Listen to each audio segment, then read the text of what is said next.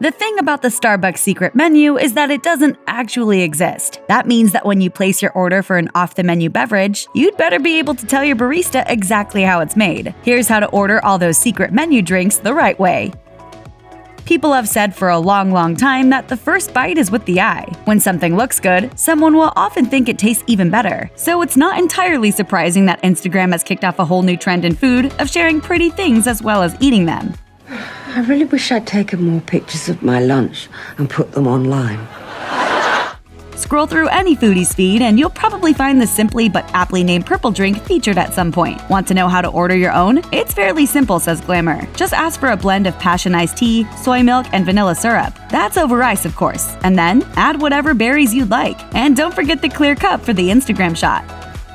According to PBS, coffee became the go-to drink in America not long after the Boston Tea Party, when Americans turned their collective backs on brewing leaves and went for the brewed beans instead. It'd be fascinating to hear what those 18th century coffee drinkers would have thought about the pink drink. It's actually a take on Starbucks' strawberry acai refresher. Glamour says that if you want to drink this one, you'll want to order the refresher, but ask for coconut milk instead of water. Then top it with strawberries or blackberries and you'll have the ultimate coffee drink for Instagram. Bonus, it still packs a caffeinated punch, and it's actually pretty easy for customers to double down on this one. Instagrammer Nonstop Eats points out that if you ask your barista to first mix up a pink drink and fill the cup just halfway, then mix up a purple drink and pour it on top, you'll get a super fruity two-tone pink-purple drink that looks as good as it tastes.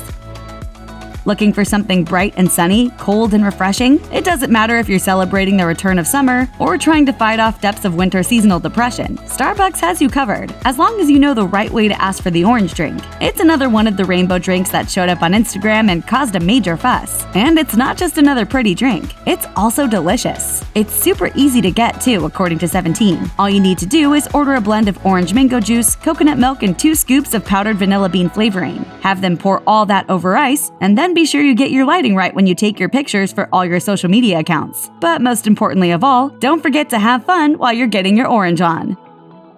Once Instagrammers realized colorful Starbucks drinks made for some pretty cool photos, they came up with drinks for just about every hue of the rainbow. The green drink might not look as flashy, as funky, or as unnatural as its pink, purple, and orange counterparts, but it's worth mentioning just how you can order this concoction for one simple reason. If you're looking for something that's nowhere near as super sweet as some of Starbucks drinks tend to be, this is the one for you. Bustle says that it starts with a shaken iced black tea, but be sure to ask your barista to make it with coconut milk. Then add matcha. It's cold, refreshing, caffeinated, and it looks cool. It doesn't come with a mind-numbing amount of sweetness either.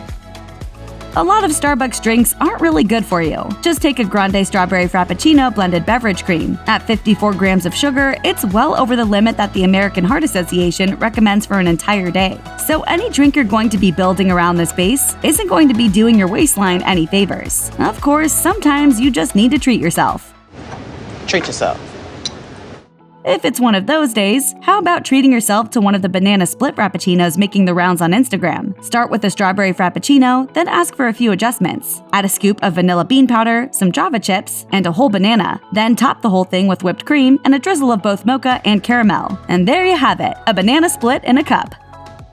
Starbucks' logo is a two-tailed mermaid, so of course there's a Mermaid Frappuccino. This one's a bit of an oddity, in that its creator can be identified and credited. Cosmopolitan says the credit goes to a Starbucks barista, who also blogs as the modern barista. It's also pretty complicated as drinks go, and it's time-consuming to make. So please think of the people in line behind you and remember to tip your barista really well for this one. Start with a grande vanilla bean frappuccino, then add 3 scoops of blackberry inclusions. The complicated part is the drizzle. It's 3 pumps of toasted coconut, 8 pumps of white mocha, and 3 scoops of matcha powder. Be sure to ask for it drizzled alongside the inside of the cup to give it that funky green and purple tie-dye look, and its unique vanilla/blackberry/matcha flavor.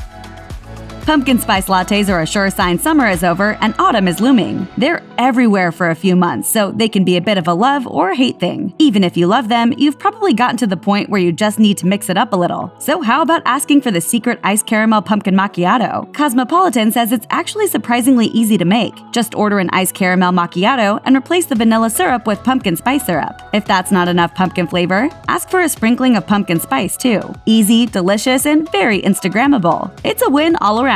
Just remember that you can only order this one when Starbucks has their pumpkin spice latte ingredients on hand. Love Harry Potter? Next time you want to do something special for yourself or the fan in your life, just head to Starbucks for a drink plucked right from the novels. According to The Independent, there's no official word on just what butterbeer tastes like, but you can guess. For a butterbeer latte, order a whole milk steamer with 2 shots of espresso. Then add 3 shots each of cinnamon dolce syrup and toffee nut syrup, 2 shots of caramel syrup, then whipped cream and caramel crumbs on top to finish off this high-calorie, high-sugar treat. There's a butterbeer frappuccino too. Just start with a grande cream frappuccino, then add 3 pumps each of caramel syrup and toffee nut syrup. Feel free to add some cinnamon dolce syrup too. There's no wrong way to make a fictional drink. If they can do it, why not us?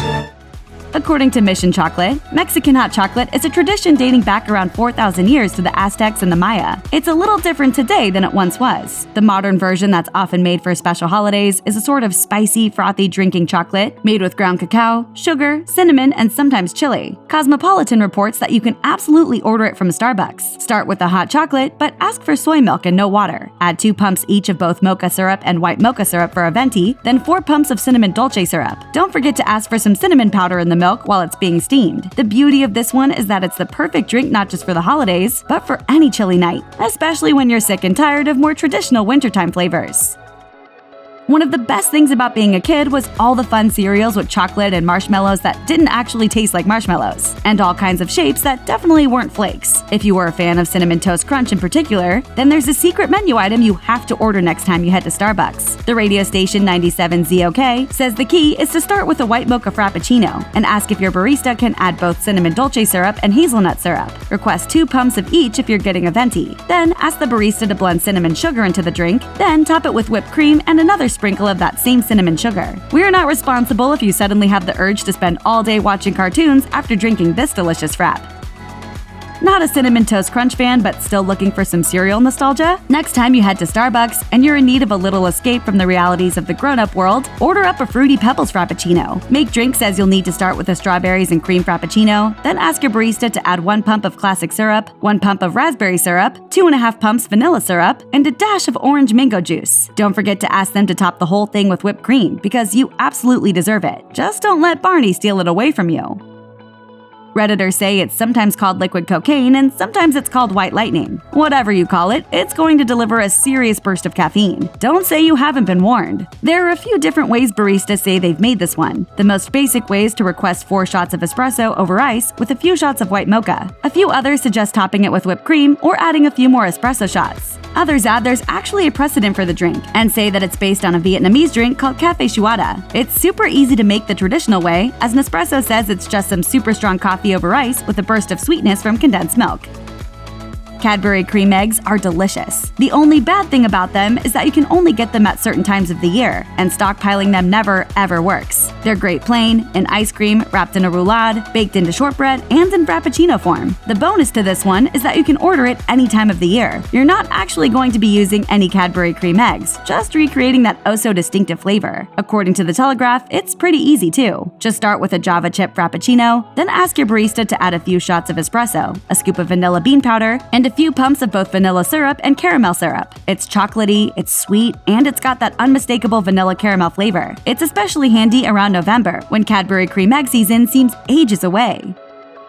If you're in the mood for something that's hot, flavorful, and sweeter than you typically expect a cup of Earl Grey to be, The Telegraph suggests ordering a tea-based secret menu item called London Fog. Start with an Earl Grey misto, which comes with steamed milk, then add 2 pumps of vanilla syrup. That's it! Once you try this, you'll never opt for sugar in your tea ever again. Best of all, you can also use different kinds of syrup. The Telegraph suggests using 2 pumps of caramel, which might make tea a legitimate choice for even the biggest coffee drinker. Check out one of our newest videos right here. Plus, even more MASH videos about Starbucks are coming soon. Subscribe to our YouTube channel and hit the bell so you don't miss a single one.